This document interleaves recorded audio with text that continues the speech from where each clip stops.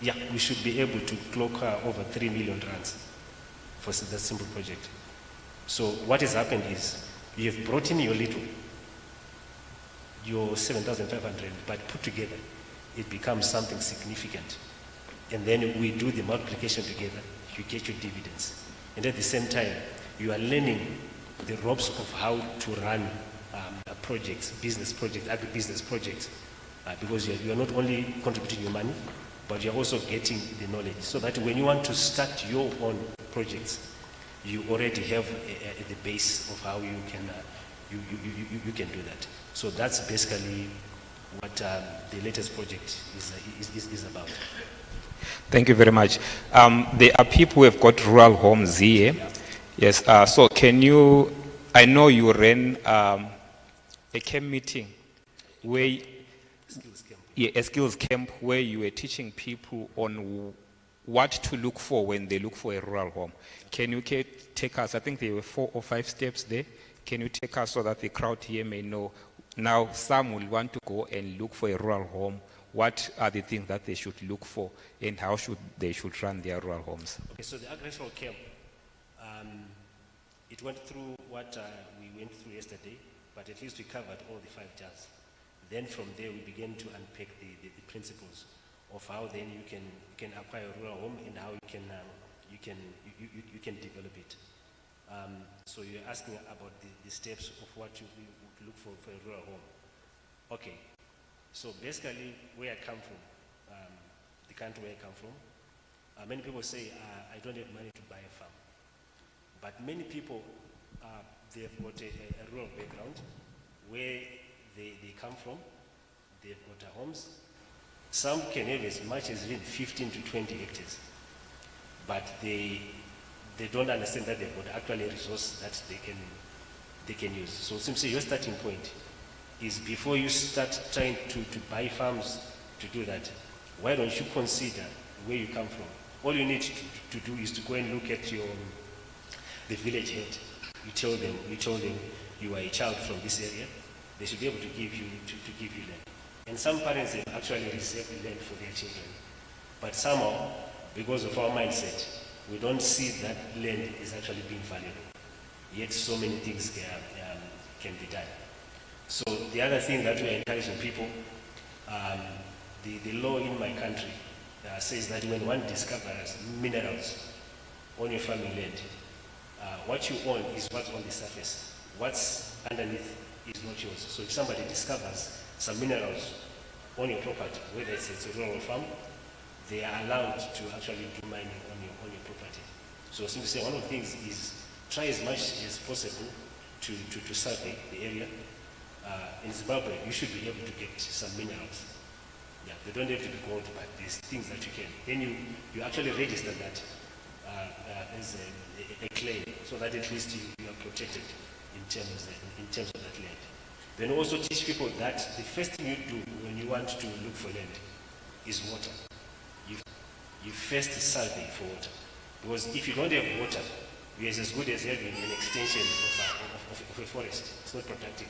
So most people, they make mistakes, especially from the diaspora, and including people from here. They easily hear there is land, it's cheap, or they got the money, the cash. They don't do due diligence on whether there is water on their property. So we teach people that don't invest in land if you want to go into agribusiness. Your first task is to do thorough due diligence to make sure that you have surveyed the availability of water. Then you move on to that. So we are saving people from those kind of mistakes. I know of people who have bought 100, 200 hectares of land only to discover that there is no water. So practically, that it's not an asset, it's now a liability, because there isn't anything that you can do on that. So those are the basic principles that we do. Then we also train people, for example, how to plant fruit trees the proper way without using these synthetic fertilizers. We also taught them things like how to set up beehives,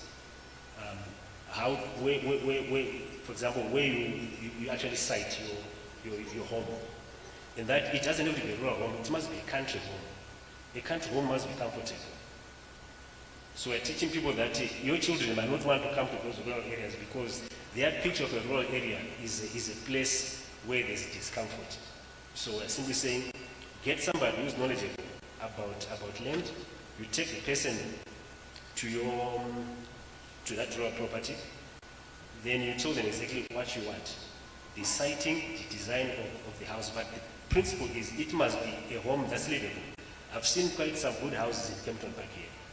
We're simply saying you are able to do that, to build a house in Kempton, in a rural area, that is as good as Kempton Park or even as better as Kempton Park, so that your children, they get to like to go to a rural area. It should not be a place where they think this place is not livable. So that's what we want to tell people, that make sure you plant for it to be a country home. It doesn't have to be expensive, but it has to be, there must be forethought and planning so that it is a livable and comfortable home. The other things, for example, is to say, where do you place your orchard? In other words, you must have a plan for things that you want to put there. You must have a plan to say, I'm going to develop my property this way. Am I going to go into orchards? Where do I place my orchard? How far from the house? The health issues. So it cannot be haphazard. You need to engage people who are knowledgeable, who are experts, for you to structure, to have a site plan, and also your development plan for that place. Thank you very much. So to the audience and the viewers at home, I've seen in Zimbabwe people coming as far as China, going to get land in the rural areas. So we've got land in our rural areas. So go and grab a land, start with something. One most important point that Brother Chulu touched on is trying to get a claim so that there's no one who will come and get a claim in your land. Because of time, Elder Chulu, where can people get hold of you, those who want to go and develop their rural homes? What's your contact details? Yeah, my number, my mobile, I'm not very social media person. Right, 0775 994 619. That's Zimbabwe. 0775 994 619. Please up me. I'm very efficient on WhatsApp. If you try to call me, I might not be able because of my 0775 994 619. Brother Sipo, I think there's something that I would want to share. Okay, before you share, the code is +263. The code is +263.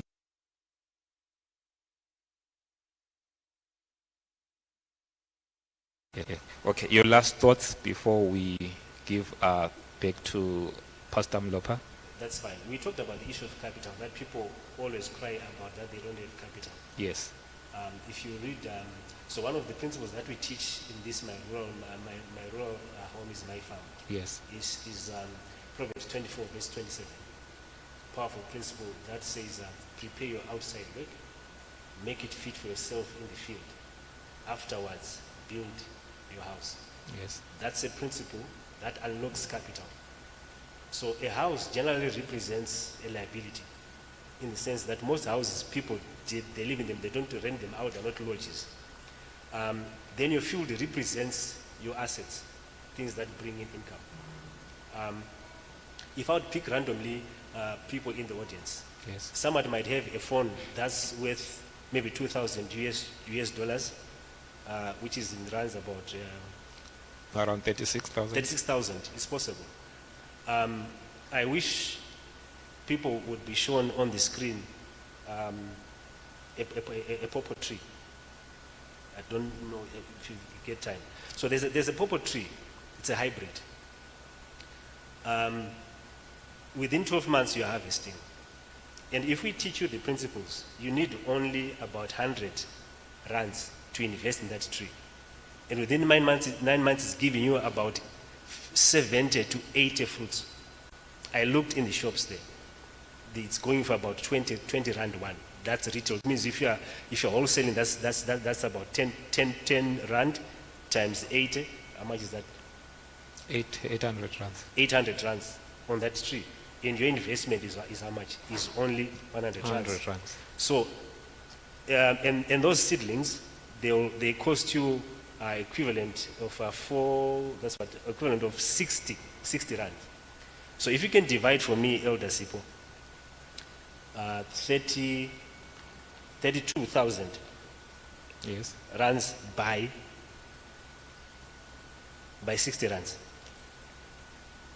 So if you've got a phone that's worth that much, just look at your phone. 32,000 Divided by 4. divided by 4 Yeah. is 8,000. Divided by 60. Or divided by 60. That's 533. So if you're holding your phone, you are actually holding a pawpaw plantation with 500 trees. That's what you're holding in your hands. So I want to show you how much money that you are playing around with. So on average, if that pawpaw is giving 50 fruits, how many trees? 500 times 60 fruits? Times 60 is 30,000. Times 10 rands. Is 300,000. So you're potentially donating, how much? 300,000. 300,000 rands per year. That's the potential amount of money we are holding that you could have made in your phone. And these pawpaws, they can give you commercial value for 6 years. So multiply by 6. Times 6, 1.8 million. So potentially you are holding an investment that could give you 1.8 million US dollars in 6 years. So when you are going to take out your phone, just know that you are phoning with an orchard of 500 pawpaws. That's what you're doing. So people say they don't have capital, yet they've got the capital. The challenge is our thinking is house first before the field. But the verse says you start with the field, we start with the assets. And then those assets should be able to buy you the liability. So the challenge is not you having a liability, but we're simply saying a liability must be matched by an asset. I'm on fire. Just last one. Yes. Some hairstyles that our women have. You know, I like hairstyles. My wife is not restricted to hairstyles, but we've got a principle in our home. My wife is called Manube. So when I open her wardrobe, I see a lot of nice clothes. You know, women's clothes at church, the green, the purple. I don't know what you use here for church. Then I say, my wife, you're beautiful, and I want you to have beautiful dresses. You know, I have no problem with that. But let's calculate how many goats you are hanging in the wardrobe. Then I say, Manube, you don't have a wardrobe anymore. You have got a goat robe. Then I say to my wife, she's in the way, let's say, Mngami, ungagqoki imbuzi. Don't put on a goat. Gqokiswa zimbuzi. So there's nothing wrong with you having your hairstyle. But don't wear pawpaw trees here. So some hairstyles, they can actually buy, we call it barbed wire fence. A barbed wire fence that can actually fence a 1 hectare orchard. 1 hectare orchard. So we are working with your hairstyle. You could be wearing a barbed wire that can fence. But there's nothing wrong with that. When we plant our pawpaws, then our pawpaws can fund our hairstyles. That's what we're talking about. So you do have capital. I've got friends in Zimbabwe who are driving cars that can buy 130 hectares of land. So in Harare Blayo, they are busy driving and parking farms. Yeah? They are parking farms. That's the capital that they have. But the thinking is that I do not have capital. You do have capital. You do have capital. And in the Bible, you don't have to have a lot of money. Tell me, for whatever amount of money that is in your pocket, it's enough for you to get something that you can invest in that multiplies. Even if it's a rand. If you don't have money, I'll tell you what to do. We'll go where they dump things, and then we are going to get some seeds. Yeah, some seeds of say mango for free. And you can plant. So there is no excuse about capital. So these books that I have here, the 3 of them, I know ladies are going to like these ones. So the principles on financial management, this one is a bit on the formal side. It's 80 lessons that you find here on financial literacy, the things we're talking about. But this one it translates the principles, but in a story form, just like the parables of Jesus. So this one is called the Titus COVID-19 Journey. It's about a gentleman who worked for a non-governmental organization, but during COVID, the NGO was shut down, and there was no money coming through. So it traces his journey as he discovers the principles of biblical financial literacy and entrepreneurship to try and get around the issues that were affecting his family. This one, it's a story form. It's a story form. Then this one is called Manu and Madube. That's purely African, Manu and Madube. An African story of family and finances. So Madube is abandoned by his husband Manu. And when he's abandoned, they were staying in town. So the landlord says, gives them 2 months. So she had to relocate to a rural area with the 3 children. And they begin to discover the principles of financial literacy. So it's written in very simple language. I don't use complicated language. But these are stories that I know women, you enjoy them, but at the same time, you become financial literate and you also become entrepreneurial literate. But I would encourage you to get all the 3 books, because if you read them and reference them, they'll cover all the issues that you're talking about in a practical way. So I think I've hit that one. Okay. Yeah. Thank you very much, my elder. Those who would want, there's much. I've read the 2 books, Manu and Madube, and Up Your Financial Game. I've read them too. So there's many questions that you will come up with. So for any questions, his stand, I think, is right there. You will go and see him. Ask as much questions as possible. Those who are at home, listening from home, you can get our elder from the number that he gave us. Thank you very much. May we have a blessed day. I'll hand over to Pastor Mlopo, wherever he is. Thank you very much. Thank you so much for the time.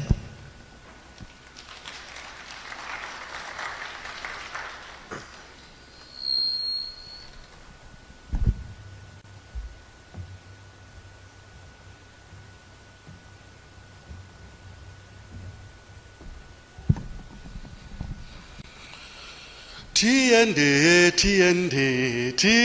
kudenga tinona mawanga mumawoko a tiende tinona mawanga mumawo vano kumira vano tswa Pachitenda diye. Welcome back. We're just warming up. Hallelujah. We were so grateful for the presentation we've just had now. I'm going to invite my brother Mpumi to the stage, together with Mpumelelo Ndiweni, together with Travis from Standard Bank. These 2 gentlemen are going to talk to us about investments. Please come through, my brother. They're going to talk to us about investments.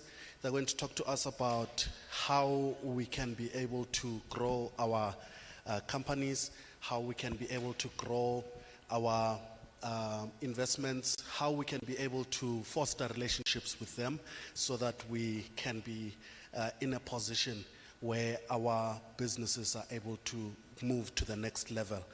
Welcome the 2 gentlemen. What does the church say?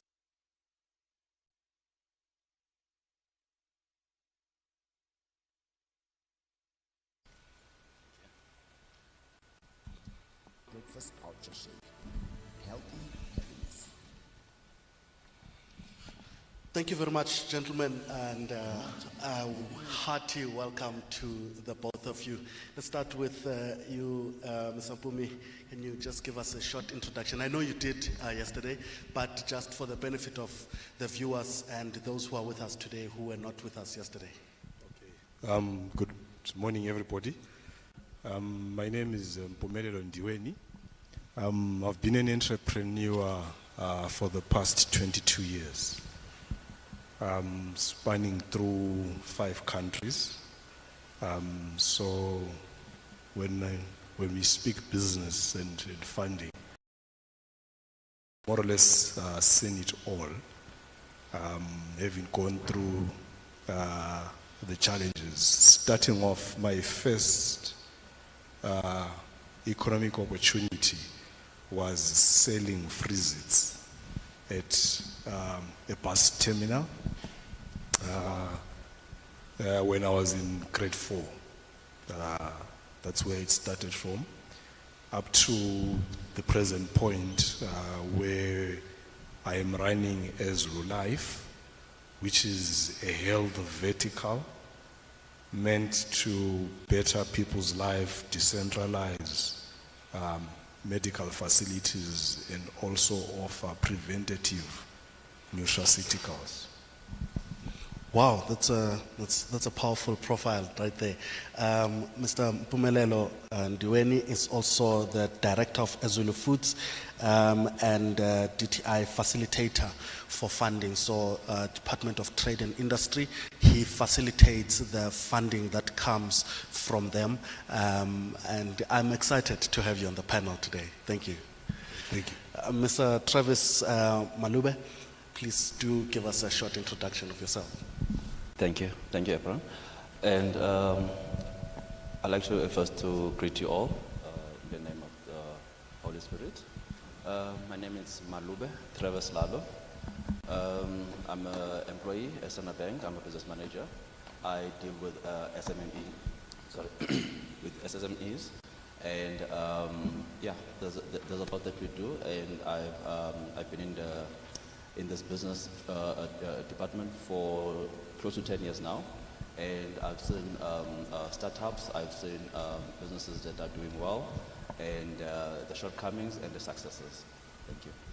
Wow, Mr. Malube with Standard Bank, he is indeed a business consultant there and does wonderful work there. There's a very short entrepreneur here in front who is advertising some of the bags that we're having.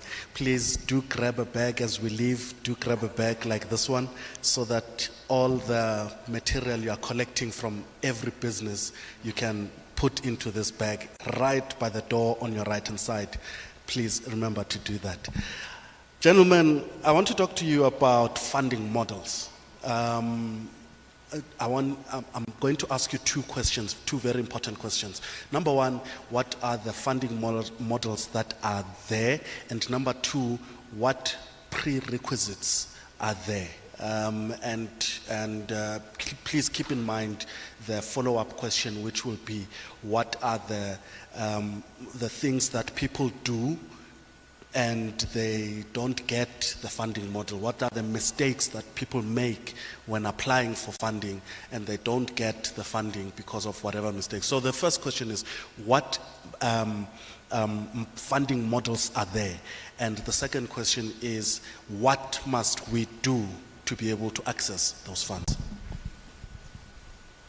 Okay, I think I'll touch on the funding models, and then the banker will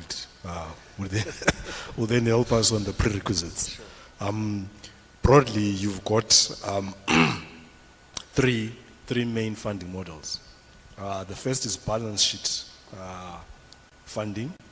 As a matter of fact, I don't think there's any big business that exists without that type of funding model that it runs with, meaning it's sustained by debt based on its assets. The second funding model that's there is the revenue model. Now, the revenue model is how much money are you generating? Then you are being financed based on what you are generating. So the balance sheet is based on your assets that you can use as collateral. Chul was talking about a farm, was talking about the cars. You can use that for balance sheet funding. Revenue, how much money is your business bringing in? Then based on that, then we can then find how can you be funded based on that. And then the third model, which really is is a gray area that is very broad, which is venture capital. Why I'm saying it's broad because it has got where you've got angel funders, people that believe in you. You don't have any asset, you don't have any revenue, but someone believes in your idea and thinks this is a venture that I can what? That I can put money in. So you've got that type as a third stage. So meaning the first would be, now looking at business cycles, you've got venture capital or that actually starts off angel investing. After that, you then get revenue based, which then branches off into, you've got private equity and so forth and so on. And then you then have the third, mature businesses that then get balance sheet funded based on the assets that they have. I think the prerequisites then, you can actually articulate that. Sure. Thanks, Bumi. Earlier on, I had a conversation with Bumi earlier on about the funding part. I think you mentioned grants. Yeah. So at the bank, one of the things that we really don't do is grants. What we normally do is loans. That's what we do most, and or basically that's our business of actually lending money out to clients. But now the thing is, when it comes to that, most of the SMMEs, I know that they don't really have the proper documentation or the know-how on how to access the funds from a bank. I was then start with first saying the first thing is having an account at the bank. That's very important, especially with us, because we have ways of trying to assist in terms of the SMMEs on how to access the funds in terms of growing their business. First of all is we need an account which a person needs to run, and that account needs to be managed in a very, very proactive way, that you don't have your, if you're going to be putting on in debit orders, make sure that there are no unpaid. You can't put something and you don't cater for. And also with Standard Bank, what we do, previously a couple of years back, we used to fund you or give you money in 6 months from trading with us or from using your account with Standard Bank. But obviously we have people that normally sort of destabilize such things, and now that has since then, the months have then been moved to 12 months of trading. The reason for that was also because what happens is that when we do then give you the funds, after 6 months, then a person will take that money and use it for something that is not for the business growth. And then the business end up failing, and the directors or the owner of the business, they would run away. Then hence now we think that 12 months is more sufficient for everyone who is an entrepreneur. If you're running a business for 12 months, I doubt if you would like to see your business failing. So the 12 months span, that is actually for, we do give out, so we lend against actually turnover. Okay. We look at the turnover of the client, and then based on that, we'll run our algorithms at the back, and then we'll see how much you would qualify for a loan. And that's not including a balance sheet or your annual financial statements. That will be purely based on the turnover of the business. So it would be wise then, if you open an account and if you're running it, you make sure that each and every transaction that you get goes through the business account. That will allow you to be able to have access to things like overdraft and loans, and also asset finance as well, in terms of depending on what type of business you're running. If you're running a farm, obviously it will be equipment associated to farming. If it's a transport business, that will be vehicles or any other equipment that will actually sort of help you to run your business. And then for more complex loans, then you or for funding, then that's where your balance sheet starts to kick in, which is also very, very important for businesses to have an accountant and a tax practitioner as well. So because what happens is that every 12 months we need to actually have a view of what the business has done in the previous months. That's where your financials will come in, and also it also helps you when you need to actually to apply for new loans or for any facilities that are beyond the scope of your revenue, because we do borrow above your revenue, but obviously we would need to understand, as when we said, the balance sheet, the strength of your balance sheet. That's also very important. Not leaving out that. Look, the other things that we have seen in businesses is that when businesses are doing well, people tend to buy assets of which are not of assistance to the business, or which are not adding value to the balance sheet. Yeah, so those are the things that people need to just stay away from. But I can explain to spend more time on that. But that's how then we look at funding. And the prerequisites are at the bank. Those are actually, the financials are very important, and most importantly is collateral. Then that mostly comes from, it's either from the business itself or from the business owners. Yeah, and we've seen most of people, they are struggling when it comes to collateral, which is security, which is also known as security. That's maybe any type of property or any movable assets. But obviously with movable assets, we then will need to value them and see if they still have value. As you know, movable assets, they depreciate, but we'll then have to actually reassess them to see if we can take them as collateral or security. Wow, thank you, man.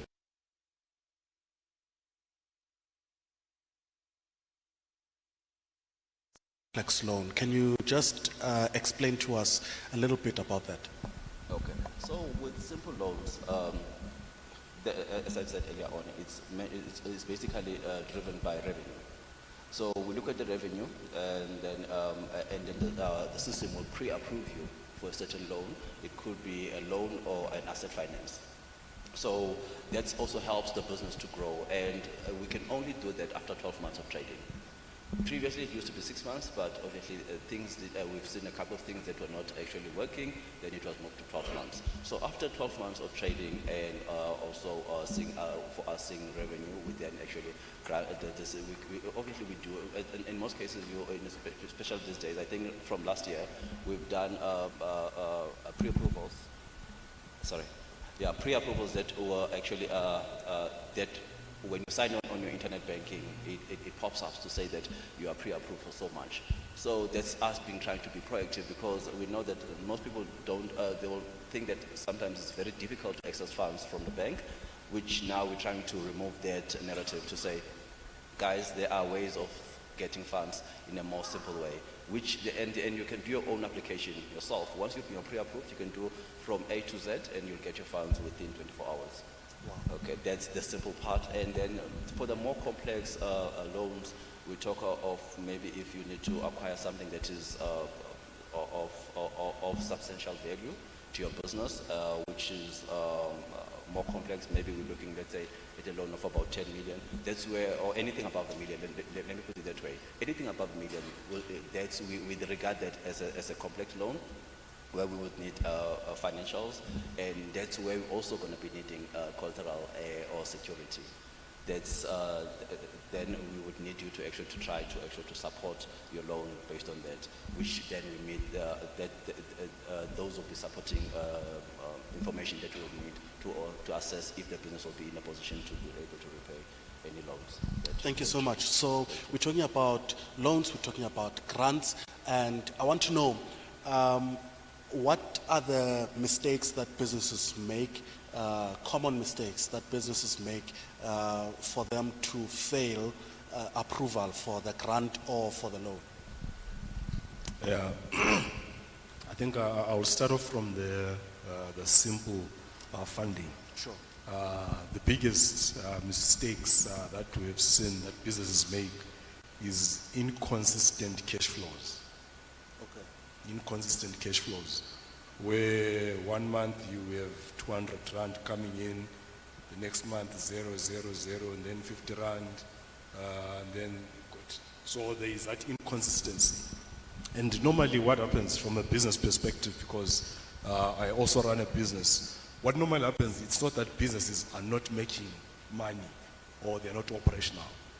It's because you get, for example, we are running a stand there, you get purchases that come in as cash.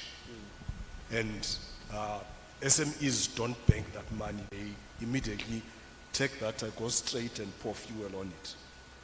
So it creates a zero balance of a sale that I've done. So teach yourself and be disciplined that whenever you make any transaction and you've received cash, bank it. That's very critical. And the good part is you can then put as a reference probably a sale. That way then your account has got consistency of cash that's coming in. That's mistake number one that's normally done. Mistake number two is we largely, due to the high unemployment that's pertaining, most people are running what are called lifestyle businesses. So they are running those businesses to sustain themselves. And the mistake that people do is you then run your personal expenses on the company account. That's a big problem. Because when it then comes in for assessments, then it shows an element of someone who is not disciplined, that even if you are being funded now, already you have shown that you do have the capacity to consume company funds for your personal expenses. You as an entrepreneur, you as a business owner must have a salary, which you then take out consistently and run a separate card on. Do not run your personal with the business. That normally is the challenge. So that's on the simple funding, which as Travis is speaking to them, that literally this is what you can actually go and do for yourself, and the bank systems then tell you how much you actually can access. Then on the more complex, which is where from a network facilitator perspective, from the DTI, where we then have problems, as you said, most entrepreneurs do not have accountants. They do not have credible, what can I say, financial statements. So you are making money, but you cannot tell the next person through a credible document how much you are making. And then the time comes and you need more equipment, you need funding. All right? With the network facilitator, that is the PBSDP, the Black Business Supply Development Program. Yes. What it would do is it would then say you qualify for between 250,000 to about $1 million that the government gives. This is in South Africa. In Zim, the Empower Bank has got a program that runs up to $100,000. In Zambia, I know the Citizens Economic Empowerment has got another same facility again for grants that runs up to 100,000 as well. This is US. Yeah, these are US dollars. So the moment you come in and you don't have credible financial statements, there's nothing that we can base the grant funding on. There's nothing, because the way that the grant funding works is it provides half of what you actually need. So if you're coming in for funding for equipment, the equipment is probably going to be R1 million. We will give you 500,000 rand, and the other 500,000 rand, you then have to find a way to actually raise that. Yeah. But now, if I cannot see, I cannot even determine whether that R1 million, where is it going to come from? What have you been doing?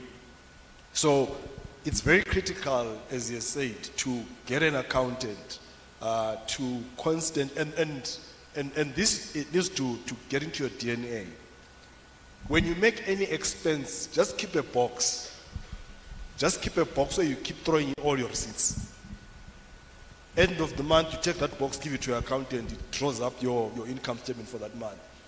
Over time, they build up a management account, which in a year then becomes a financial statement. When you need funding, you've got something that you can actually what? That you can produce. The third problem is tax. Yeah. We've got a problem with tax. Most of us do not, because obviously there's no accountant. we are not tax compliant. We did a project once that was funded and a very viable business. And this guy then turned up that he owed SARS 2 million. That couldn't be funded at that point. I mean, due diligence kicked it out. You do not want that you get to a point where you've been running your business, you've got the financial statement, it is viable, you come in, and the next thing is you've got something from SARS that's waiting over your head. So make sure that your tax concerns are always in line. It's very critical, even if it's nil returns, which is what a small business, most of us do. Let's make sure that we get our accountant to upload your nil returns and produce your tax clearance regularly. So those are the three things. So those are the three things that I would speak of. Number one, do not run your personal expenses in your business account. Two, make sure that your cash flow is consistent. Three, make sure that your tax and therefore your accounting procedures are in place. Wow, thank you, man. It's important to understand the financials actually help in terms of approval, and the mistakes that are commonly made that kick us out of actually accessing those financial models. Now, my last question, I think, on this subject is that if, for example, a person has got their financials all in order, but they don't have on the projections that they're having, the term that they're proposing does not give a break even, say for example in the next 2.5 years or 3 years, right? It only begins to make money after 3 years, but it makes lucrative exponential returns after 3 years. It doesn't make those returns before that 3 years. How do you then deal with that kind of situation? Okay, I'll take this one. When it comes to that, when we come to loans at the bank, the first thing that we look at is the existing business, or the current financials, which is the historical figures of the previous year. So those, what we then do, we look at those and see, can the business actually be able to, or is it in a position to repay what you actually want to acquire at the time? So the projections... Sorry, at what time, when you're talking about repayment, then what duration? Currently. Okay. We're talking about currently, yeah. So the current business, or the current strength of the financials needs to say that we are able to actually to repay. Then the projections are just saying that going forward, this is what we're projecting that we will do. So basically, for example, even if, let's say now we look at, we are going to be able to repay our loan, but that will actually sort of squeeze us a little bit. But in the long run, we are going to be comfortable by us acquiring the loan, which will help us to acquire whatever we need, which will actually generate revenue for the business. That's how then we look at the projections versus the financials. And the other thing that I wanted to add, when Bumi was actually talking about the mistakes that we're doing as entrepreneurs, or what entrepreneurs are doing, one of the most things that people actually forget in terms of business, the reserves. We normally say that you'll find that the business is turning probably 45 million, and then they have a good equity base on their financial statements, but the actual tangible finance or investments, you find that the business doesn't even have investments. That's where then the reserves part comes in, because lack of businesses, or most businesses that lacked reserves during the COVID, they have failed. Because you couldn't come to the bank at the time, or you could, but in most cases, if you're not trading, we can't assist you. because there's no revenue. So if we give you a loan, how are you going to repay us? That was before. Then obviously, even when we looked at the government grant or the government loans or guaranteed loans, which were called COVID loans, then we also looked at that. Although that we gave you the holiday, the payment holiday of 3 months to 6 months, but we needed to know after that period, will you be able to pay us? You know, so reserves are very important in a business. So that means that you have to have investments. You have to put something aside for your business, even if it's 5,000 rands or whatever amount, which will also help in terms of the business growth. Because the banks are not always going to be able to assist you. There are things that maybe they cannot fund or they cannot give you a loan for. So, for example, if you're starting up a new business, we cannot lend to your business to start a new business, because that's seen as what is the term? As sorry, I just forgot the term now. But we don't give you loans to lend to another business. If we lend you a business loans to your current business, then it has to actually to bring value to the current business. You know, so those are the kind of things that we look at when we're dealing when it comes to financials and also loans, and also when it comes to results. Sure, thanks. Look, I want to talk to both of you about companies that do business with bigger organizations, such as the government, such as international companies, such as your blue chip companies and so forth. So you get a RFQ, request for quotation, and then it comes to a purchase order level, and now I must deliver. I don't have the capital. How do you have facilities where you can be able to chip in and say, okay, based on the fact that you have been awarded and you have a purchase order and all of that, we can be able to help you at this. Do you have that facility, and how does it work? Yeah, I think from the DFI space, which is the Development Finance Institutions, they largely have what is called the invoice discounting. Invoice discounting, meaning that these are programs where you can go and deliver that invoice for them to be able to fund on that invoice. Yes, but largely from the banking sector, which is where your bank account, as you've spoken, comes into play, because the bank also does. I think probably Travis is going to get into that regarding what Standard Bank does. But I know from a DFI space that IDC does invoice discounting. Gauteng Enterprise Propeller does it as well. I'm trying to think, obviously recognizing our audience, that we've got people from different countries. I'm trying to think outside of South Africa who does. I know in Botswana, the BDC does invoice discounting. In Zambia and Zim, I'm not quite sure who would do invoice discounting. So that is what probably, if one had a purchase order and wanted institutional support, but largely you probably need to look for MFIs, microfinance institutions.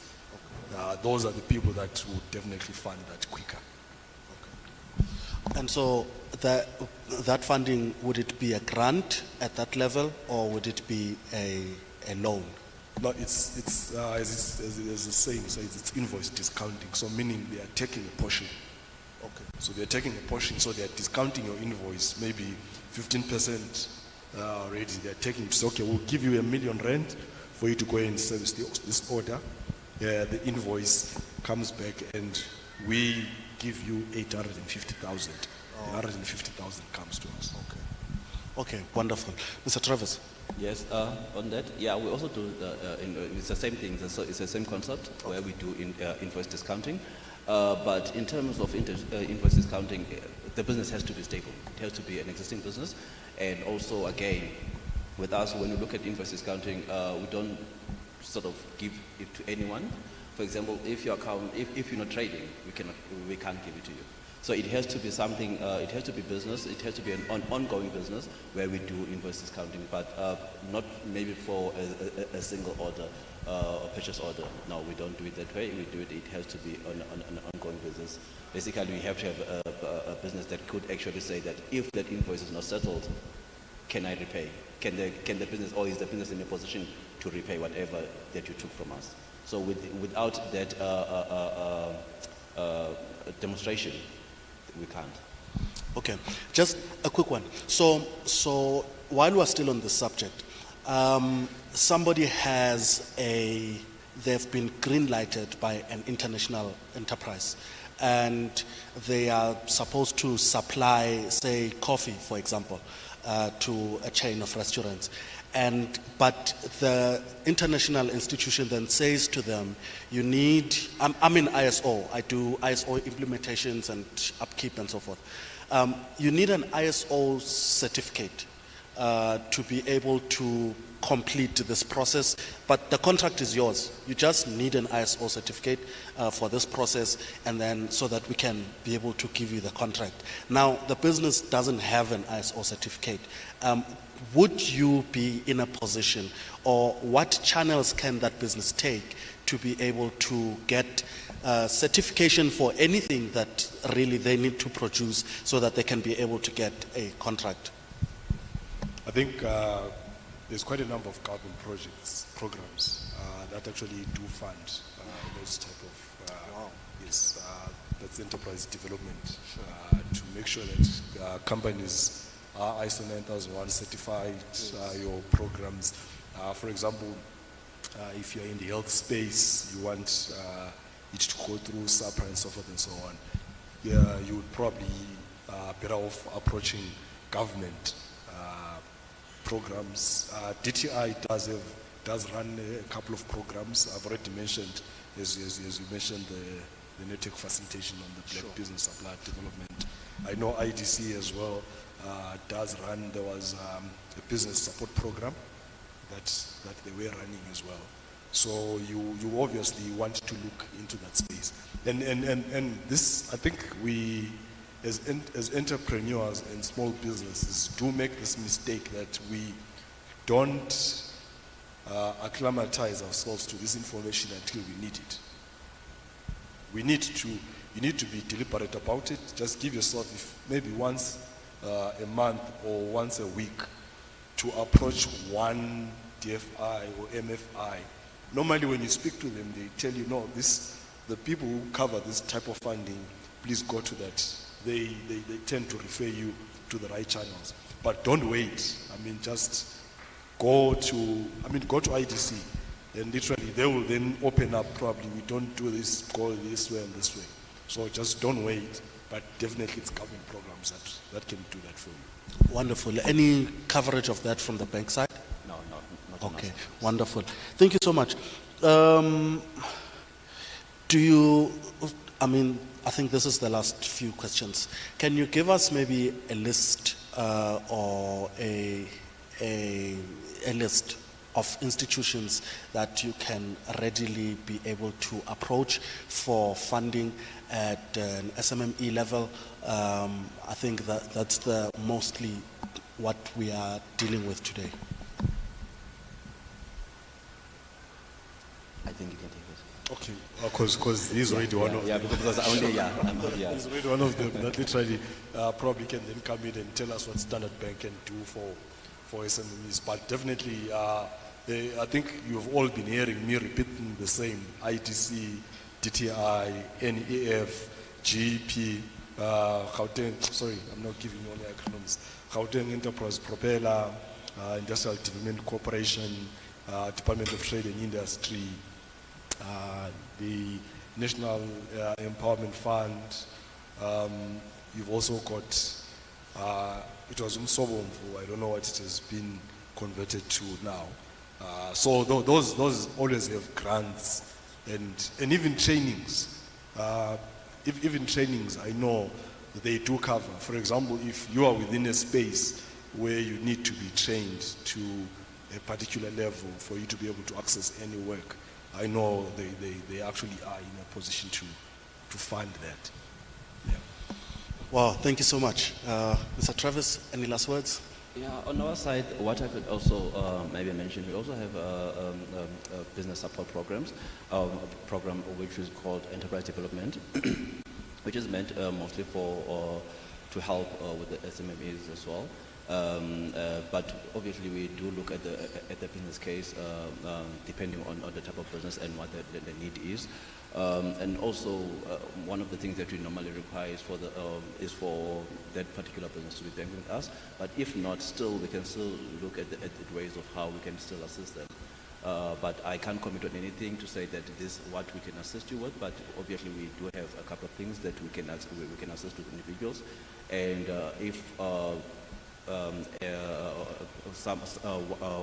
of you or some of the audience are actually interested into finding out more, they can obviously contact me, and I'll be happy to share information on that. And obviously, I will first have to look at the business and also the needs.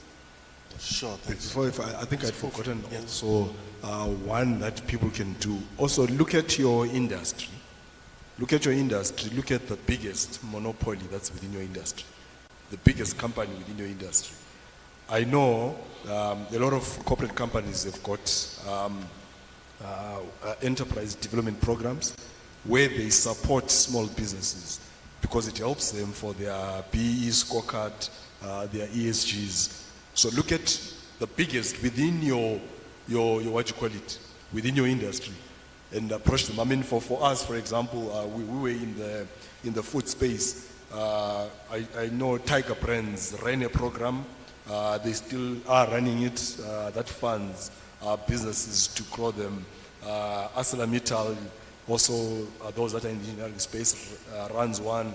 Anglo-American runs one as well.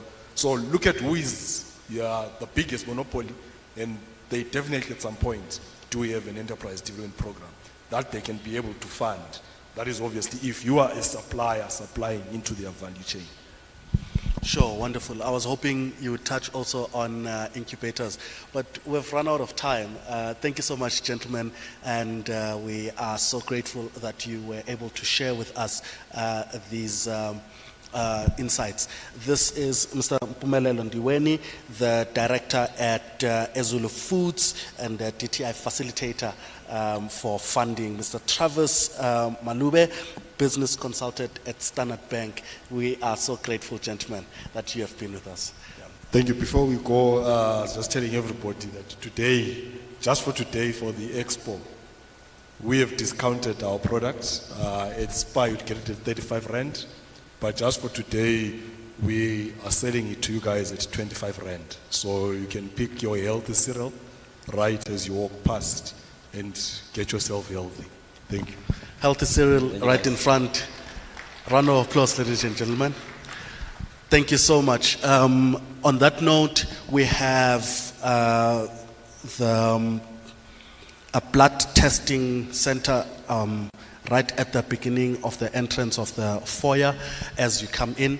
When you get there, the first 25 people to go there, they will test for free. The first 25 people to get there, they will be testing for free. 20. Sorry? What test blood? They are testing your sugar levels and that kind of thing. It's blood tests for your sugar levels and so forth. How? Bazalwane.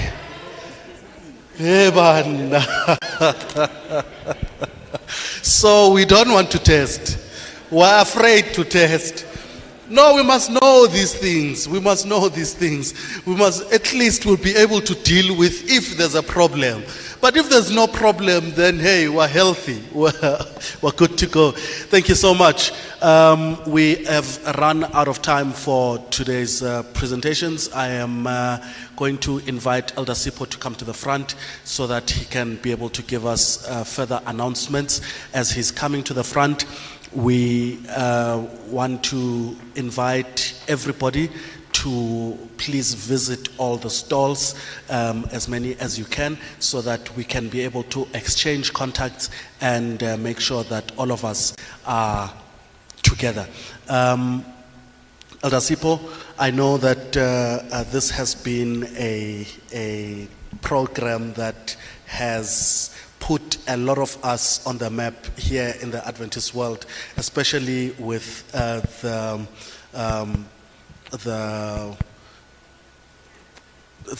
streaming and all of that has taken place.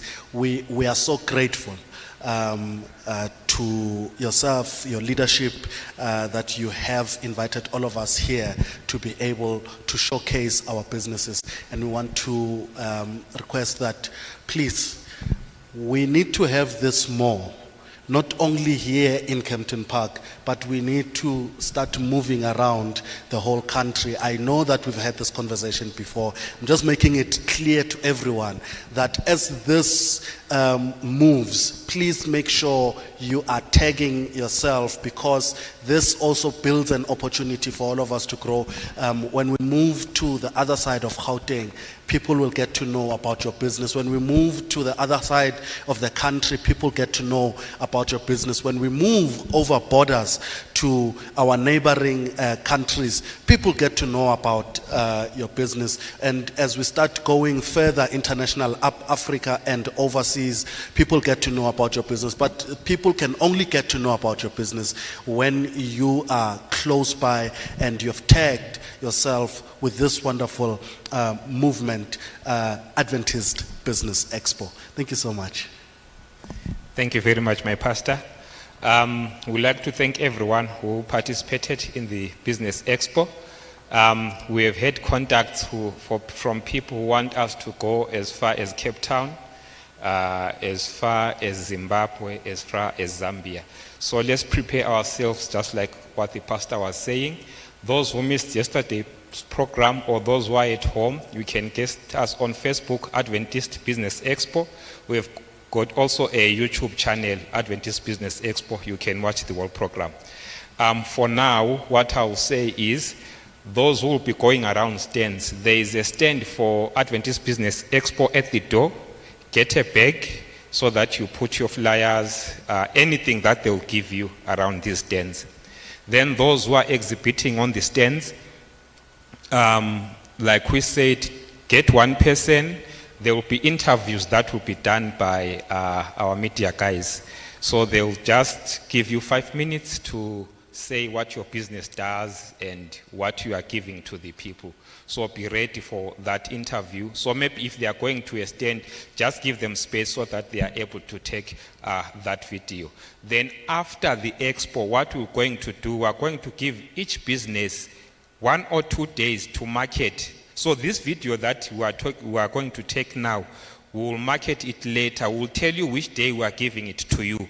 So if we give you 2 days, so for those 2 days, we'll be playing your videos and other material that you will give us.